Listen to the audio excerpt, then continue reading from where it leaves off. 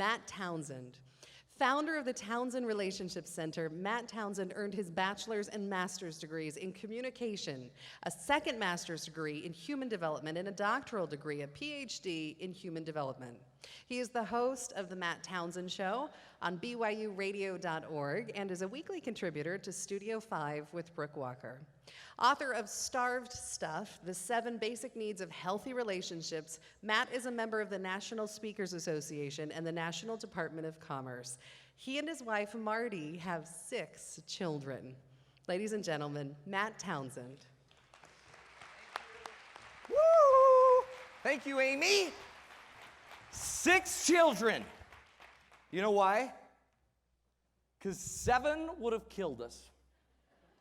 Bill Cosby, that's Bill Cosby's joke. Anybody here have kids? Oh, good. Anybody parents? Oh, good. I was just making sure I'm at the right party. Here's the deal.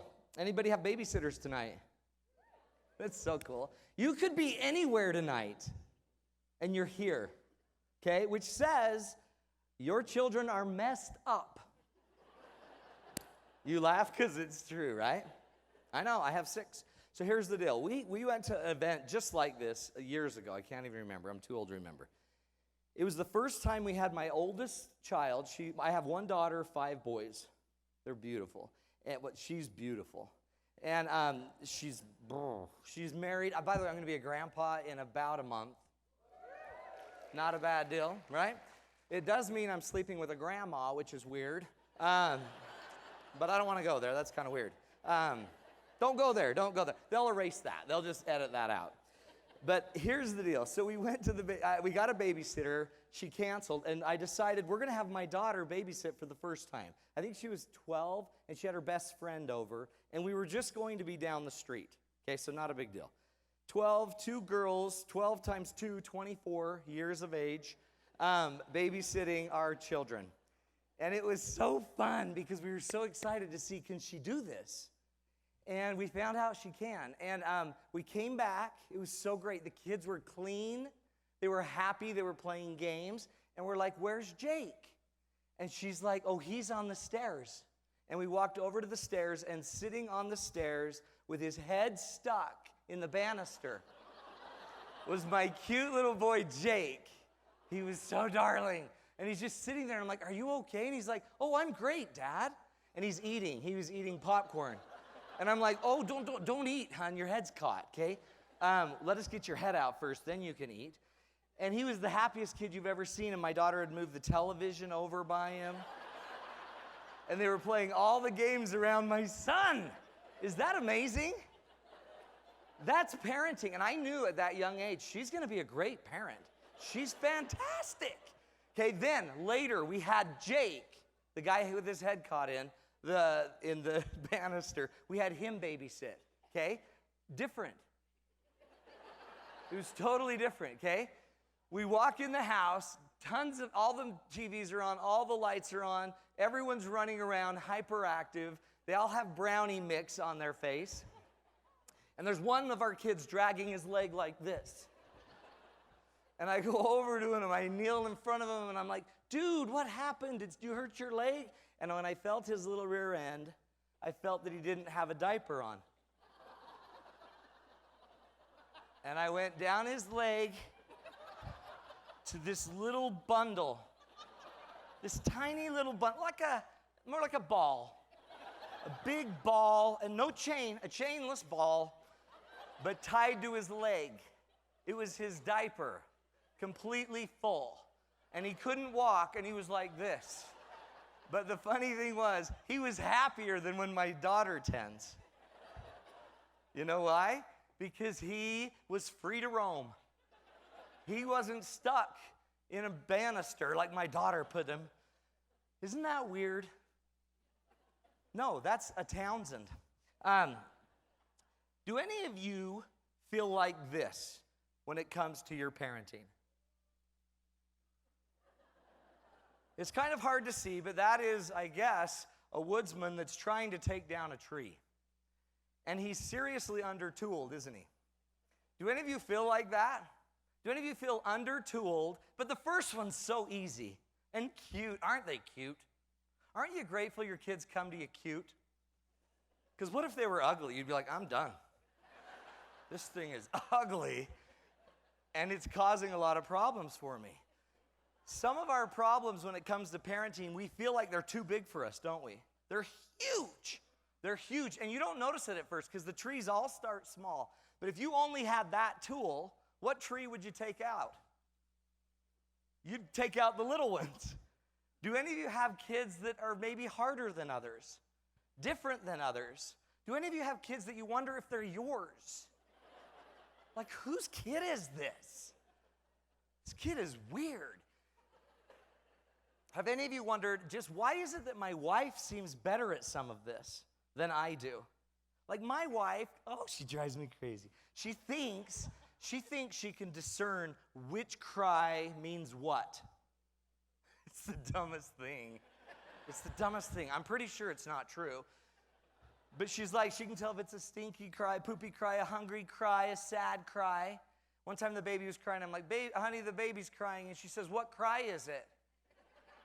And I'm like, wah, wah, wah, wah. It's like that. She's like, what are you doing?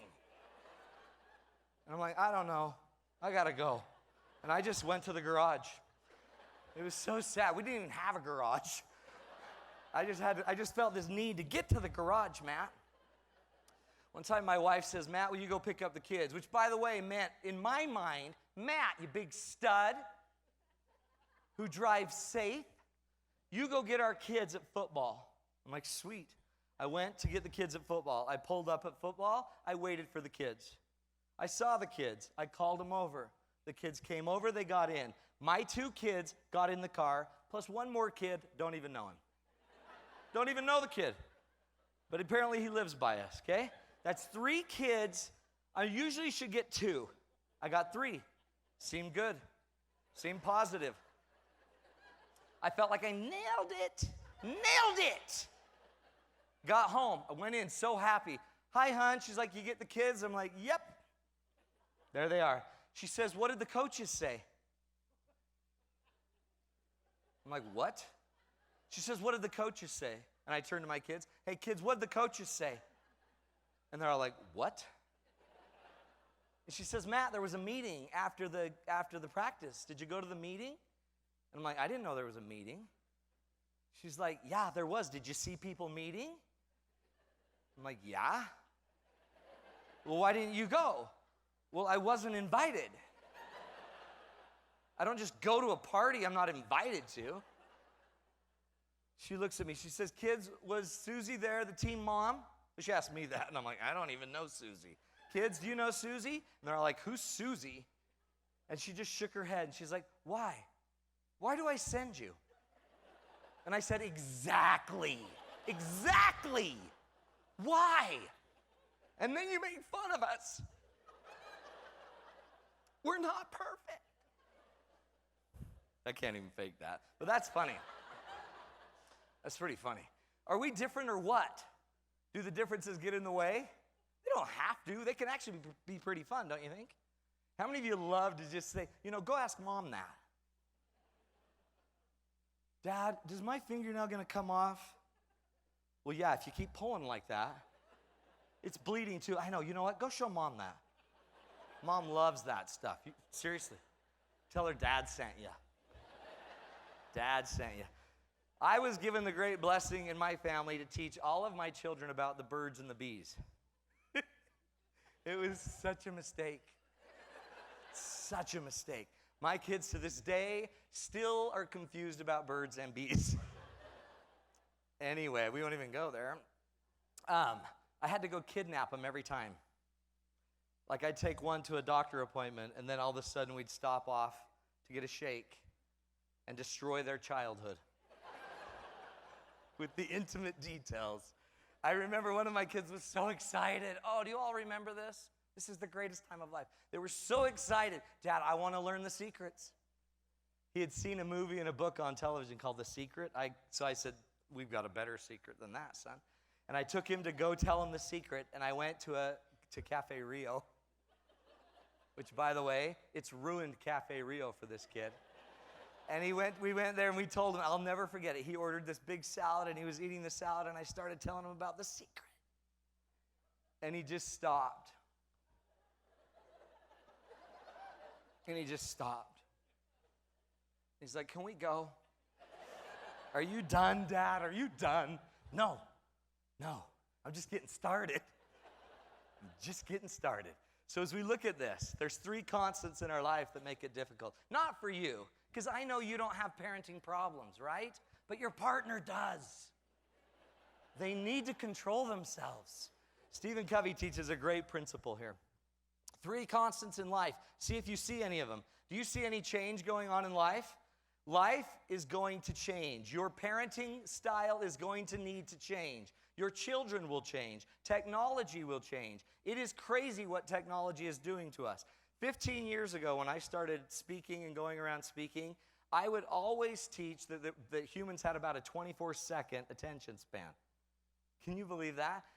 Apparently, in about 2005, they did some studies and found out that humans have about a 12-second attention span. Microsoft just recently did another study that they said because of smartphones, we humans have an 8-second attention span. Does that change? Do you know what the attention span of a goldfish is? 9 seconds. We are so messed up. We can't even think longer than a goldfish. That is pitiful. How many of you have one of these, a fitness band? Raise your hand if you got one. These are obviously the healthy people. I got one, and mine tells me everything I'm doing. We count steps. How many of you count your steps? That is crazy. Who cares? I do. You know what? I'm going to let you in on a secret, because this is what's messing up our families. I learned just recently, you don't even have to step to count a step. You could just go like this. And you get like 20 steps. It's important that you switch your watch, though, or you just grow one really big arm. I'm just giving you some advice. So change is constant. Can you all predict it's not going to happen less? It's going to continue to happen. And if change is constant, then guess what else is? Choice. You all get to choose how you handle the change. We can freak out about technology. We can freak out about all the stuff that's going on in our families, the pornography that they can access, the gambling online, everything that we can worry about. But change is going to happen, and choice is always going to be there. You will always have a choice. You can't choose everything that happens in your family. You can always choose how you respond to it. You've got to ask yourself, do you believe that? The third thing that's constant is principles. Principles are not going away. They've been around forever. They will be around forever. Throughout tonight, you have heard a lot of different principles, which are universal truths to create healthier families. Principles like love, like service, principles like planning our finances, principles and paying attention, like service, sacrifice, powerful things you're learning as parents. Those principles have always been there. They always will be there. It's true in Uganda for parenting, and it's true in Utah for parenting. It's true everywhere you go. And your only hope is if you choose to handle change and choose those principles. If you choose something other than the principle, you will pay. Your children will also pay. Let me give you an example. We have a trampoline. We are a trampoline family. We've had the trampoline 30-ish years. Okay? I'm a lazy trampoline owner. I do not see a need to take it down in the winter. Sure, thousands of pounds of snow can weigh down the trampoline and stretch it out. Ours is called a stretch-a-line. It's a hammock-a-line. It's a big stretchy hammock, okay? The problem is I never use it. It's not for my people of my age. And I learned this a few years ago because my kids were jumping off of our deck down about 8 to 10 feet and landing on the trampoline. And in my head, the principle is gravity, that will kill people. I thought to myself, I'm going to choose to change this thing going on. I go out there, hey, no more. We're not doing that anymore. And my kids are like, try it, Dad. And inside, I'm thinking, death. That's the principle of gravity. It will kill me. And my mind said, choose something else. Let's choose to try it. Don't be afraid. Don't be a sissy. And then one of my kids said, are you afraid? Are you a sissy? And I'm like, everybody off the tramp. Everybody off. Dad's jumping. Dad is jumping. And I climbed up on the banister and the trampoline. And in my head, I'm thinking, don't do this. You're going to die. And then a part of me, the father part of me, that said, no, no, no, no. You're not going to die. You're going to leave a memory that your kids will never forget. I'm here to leave a memory with you, kids. It might be your last memory of me, but I'm here to leave it for you. And I'm thinking, don't do it, don't do it, don't do it. And I'm like, okay, what I'm going to do is I'm going to jump into the middle of the trampoline. I didn't want to jump too far into the middle because it would carry me off, right? I don't want to have my momentum carry me off.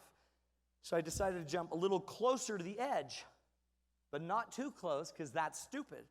So I found this spot, the perfect spot. Here I go. Right when I stepped off, I thought, don't. Don't. Gravity principle. I didn't care. I chose anyway. And I stepped off and I fell. And this is the coolest part of the story. This is the only cool part of the story. I nailed it. I nailed exactly where I wanted to hit. Nailed it. Okay, that's the end of the cool part. And my feet hit it, and my feet were going down, down, down, down, down, trampoline under me, but like no resistance. No resistance. My hammock-a-lean was just under my feet. And I'm going down, and I'm going down, and I'm going down, and about a foot off the ground, I thought, crud. There's no, and right when I went like, no, it went bam, and I hit the ground. And a bolt of electricity shot up my back, and my mouth slammed shut. It was the weirdest thing. It just slammed shut. That's never happened. And the next thing I know, I grunted. I made the biggest sissy grunt noise you've ever heard. I was like, ah! And then somehow my body was redirected at about 45 degrees, pulled taut in a slingshot. And right then I thought, crud. This is now going to be problematic. And the next thing I knew, all I could hear was foink. And I'm flying. And I'm flying over that middle area of the tramp, and I'm like, I'd give anything to land there. And I'm flying over the other side, and the bars, I was so afraid of the bars. I'm like, I'll hit the bars. I don't even care. And my kids are watching me. And I'm leaving a memory, deeply embedded, burnt into their plastic mind. That's what parents do. And as I'm flying, my male kind of ego side of me said, relax. Just land it. Just land it. You used to work out in high school. Just pull your feet down and land it. And then put your arms up and give it the Yamaguchi. Or the Nadia Comaneci is my day. So I'm like, I'm just gonna land it. So I decide I'm gonna land it, but I realize my head's down and my feet are up. And then I start thinking, you're probably not gonna land this, so what you ought to do, why don't you just run it out on your hands? Just run it out on your hands. It's not a big deal. And then I realized, whoa, I'm really inverted now. I can't even get my hands out in front of my head. So then I just decided when my face was about a foot off the ground, hey, Matt, just run it out on your face. Just use your cheek and your jaw and just kind of run it out. But shut your eyes because you don't want to go blind. Oh, yeah, and don't make that sissy grunt noise that you do, because that's kind of embarrassing. Next thing I know, a sissy grunt noise. Run it off on my face. And my feet are curled up behind my head. And before they could uncurl, I was up on my feet. Leg bleeding, grass stain on my face. And I'm walking in, and my kids are like, Dad, you're bleeding. I'm like, quiet! Don't yell. And they're like, Mom's gonna kill you. And I'm like, don't tell your mother anything. And then I just had to go take a nap. It was the weirdest thing. Did I leave a memory? Absolutely. Now, would it have been better if I had just followed the principles of gravity and made a better choice and not almost died? Yeah, But what would we be talking about right now? Nothing. Except these principles again. Let's get back to the principles. Oh man, I gotta hurry. The Gardner metaphor, this is my favorite metaphor ever, okay? When I think of parenting, it's gotta be the Gardner metaphor. I can embarrass my kids on trampolines all day long, but I see parenting, if you want the easiest model ever of parenting, you are the gardeners, you have a garden called your family, your job is to take the seed and create something powerful. It's yours to do, right? The gardener metaphor, though, you've got to be very clear. In the gardening metaphor, who has the power? The gardener or the seed? The power to change, the power to create the healthy garden. It can be in your hands, gardeners, and you can help it grow, or you can actually make it harder to grow. It's all in your hands. And look at the hands of that gardener. By the end, your hands are worn out. Your hands are shredded. In the power of the gardening metaphor is really, the power is always, I believe, in the seed. Gardeners need seeds. Seeds don't need gardeners. Now, in our world of children, they do need parents. But in the end, if we could work together on this, that would be powerful. In the natural world, have any of you ever grown dandelions? How many of you didn't plant them, though? See, they didn't need you. They just grew. I have an entire garden that's just a weed garden. It's all weeds. Comes back every year. So faithful. The power is in the seed. The power is in your child to grow. And if you want to unleash the power as a gardener, you got to do a few things. Let me show you what I call it. Your job as a gardener is to create conditions for optimal growth. You have to trust the seed. And the neat thing about seeds is that we inherently grow, we inherently know. Did you know that from birth, baby kids, tiny little babies, little just cute Herbert babies that I saw back there, grandbabies, I was just chewing on their cheek back there. The security shooed me away. Get off our grandchild. But these babies from the age of 9 months old can recognize when you're mad. And they'll mimic it. When you're sad, they'll mimic it. Have you ever noticed that? From 9 months old, they read you. And they can feel your emotion. They can feel your energy. But we as parents have the seeds. We have to trust that they will grow. We have to trust that they will do what nature will do with them, and we have to trust that we can insert principles into their lives. And when we do that, some amazing things come. First thing we need to do is we need to know our seed. We need to know what our kids are about. We need to know who they are, and you need to believe that none of your kids are all the same. The minute you're thinking to yourself, oh, they're all the same, you're setting yourself up for failure. There's a great quote that says, you never step into the same river twice. Every river you step into is in constant change. You've never raised the same kid day to day. They're changing like crazy. And you know what else? They've got strengths, they've got weaknesses, right? Some of your kids are introverted, some of them are extroverted, some of them are high sensitive, some are kind of insensitive. Do you know their strengths? Do you know their gifts? Do you know their talents? Do you talk to them about it? Because if you don't know your seed, how on earth do you know how to set boundaries for them?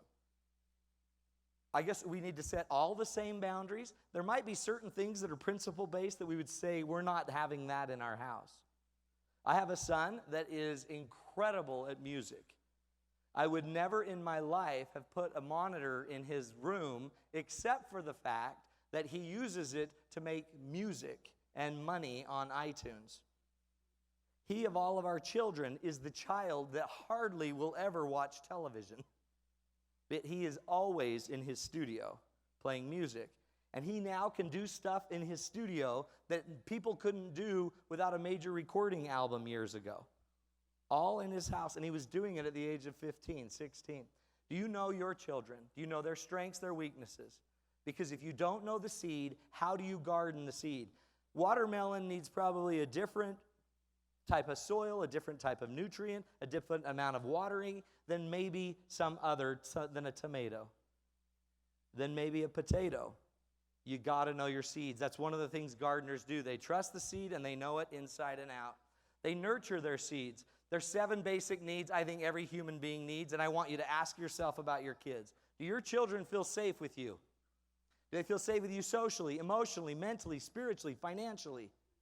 Do your family and your kids trust you? Do they trust that you have the character to do what you say you're going to do? I just found and talked to some parents that are divorcing after one of them has had a 5-year affair. Do you know what that does to a kid as a child of divorced parents? Now they get to deal with that. Long-term relationships have to feel appreciated. Do your kids feel like you appreciate them? Do you respect them? Do you ask them their opinion? Number one thing I'd be doing right now is having your children teach you about technology. Do you feel validated? Do they feel validated by you? Do they feel like they're valid in your eyes? Or do you think you know everything? Guess what? You can't know everything when you have children in the Google age. I think that was Willie Mays that did that. No. It's actually Mickey Mantle. Sorry, Dad, not even close. Thanks, you punk.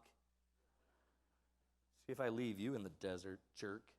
That's bad parenting, Dad. It says so right here on Huffington Post. E stands for encouragement. Do your kids feel more encouraged? Encouragement comes from the root word courage, which comes from the Latin word for core, which also never meant about being heroic. Courage was a term that was always about being willing to share your heart. Do your children feel encouraged to share their heart? Do you listen to their heart? D stands for dedication. Do your kids feel like you're dedicated to them no matter what? Do they feel starved or not starved? When those needs are met, they feel healthy and loved. When they're not met, they tend to feel starved. Do you nurture their needs? And last but not least, do you protect from the weeds? There's a lot of stuff that's vying for your kids' attention, and it's not going away.